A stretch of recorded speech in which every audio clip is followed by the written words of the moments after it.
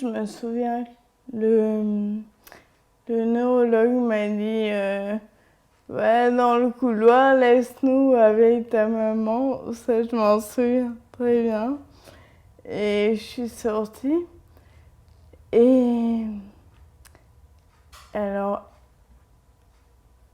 ce jour-là, j'ai pas su, mais le neurologue a dit à ma mère que c'était une pathologie où les gens mouraient à une vingtaine d'années. Et donc ma mère a décidé de ne pas me le dire tout de suite, de ne pas me parler de tout ça tout de suite.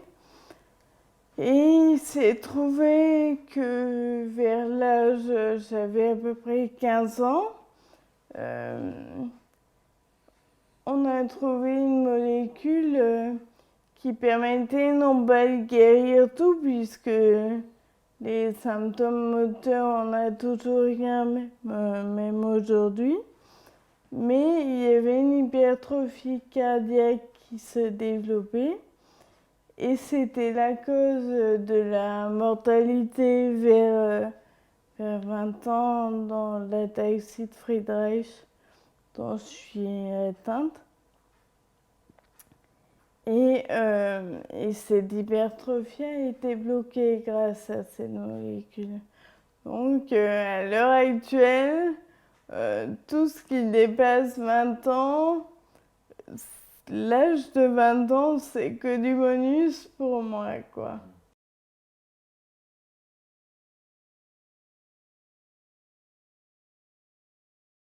Quand j'étais gamine, dans mes années de collège ou de lycée, j'ai... Enfin bon, après, c'est très subjectif, hein, c'est la manière dont moi je voyais les choses.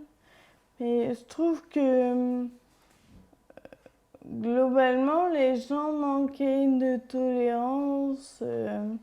Il y avait une certaine ignorance du handicap par peur. Hein. Moi, j'aime beaucoup quand j'entends des gamins qui demandent à leur maman, mais elle a mal là en fauteuil.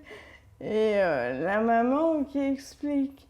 Alors qu'il y a des années, c'est chut, fallait pas en parler. Finalement, la maladie, c'est moi qui l'ai vécue dans mon corps, mais elle n'a pas touché que moi. Ça, c'est évident. Par contre, je me rends compte maintenant hein, que j'ai 29 ans, mais c'est ma mère qui a fait énormément pour moi, parce que comme beaucoup de gens, enfin, elle a pris les choses, elle a prévu, elle a vraiment bien fait. Et finalement, moi, j'ai juste l'impression que maintenant, j'ai pas terminé, hein, je suis encore en train de construire. Je prolonge ce qu'elle a commencé. Est-ce que une personne qui m'a beaucoup aidée aussi, qui était sa sœur, bon, qui est partie d'un cancer il y a 3 ans, mais sa sœur m'a énormément aidée aussi. Et moi, je suis là, je continue ce qu'elles ont commencé.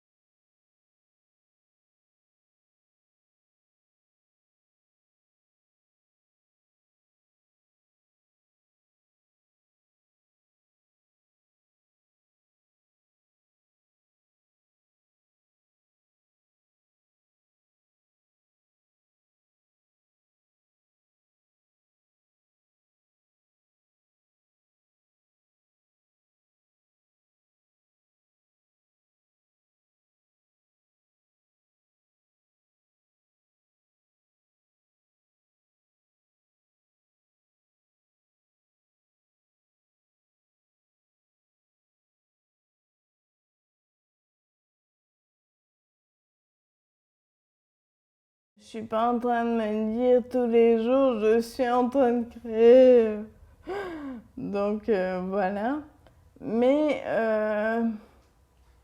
je pense qu'il y a une réelle façon de créer pour vivre son quotidien, surtout chez les personnes handicapées, parce que il y a cette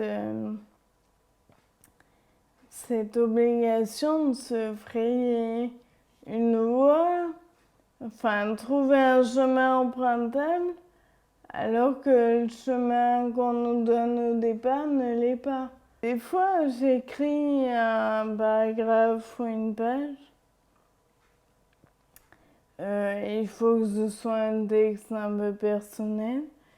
Et suite à cette écriture, je relis ce que j'ai écrit un peu comme quelqu'un qui lirait de l'extérieur, parce que il y a des phrases où je me dis, mais là, j'ai dit une chose importante et je savais pas réaliser que c'était aussi important. Donc oui, je pense que écrire, ça transforme la vie dans le bon sens. Ça permet de mieux comprendre ce qu'on est en train de faire, souvent inconsciemment en fait. Je crois que ce qui nuit beaucoup à l'homme, c'est pas le manque de ressources, et ressources financières, mais matérielles aussi, toutes sortes de ressources physiques. Ce qui nuit vraiment à l'homme, c'est l'impossibilité de créer, de faire quelque chose avec les éléments du bord, les éléments qu'il a autour de lui, mais d'en faire quelque chose à lui, que lui décide. Et à partir du moment où on comprend ça, on comprend qu'on peut faire même avec un handicap très lourd. Quand même, si on trouve d'autres moyens, d'autres façons de trouver du plaisir dans l'existence, d'autres rapports au temps, à l'espace, c'est...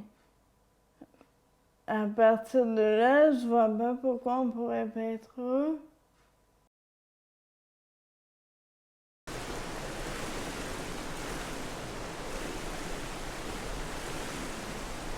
Depuis des années où j'ai nagé, c'est vrai que c'est des moments où je suis particulièrement bien dans l'eau. Je pense qu'il y a plusieurs raisons à ça. Je pense que s'il n'y avait pas le froid, je resterais dans l'eau des heures. Souvent, les gens qui parlent à mes auxiliaires qui m'attendent près du bassin leur disent, mais je comprends pas. Alice, elle a un fauteuil, elle marche pas beaucoup. Et pourtant, dans l'eau, elle bouge les jambes. Pour parler de ça, il faut que j'explique quelques éléments sur mon ataxie. Mais en fait, l'ataxie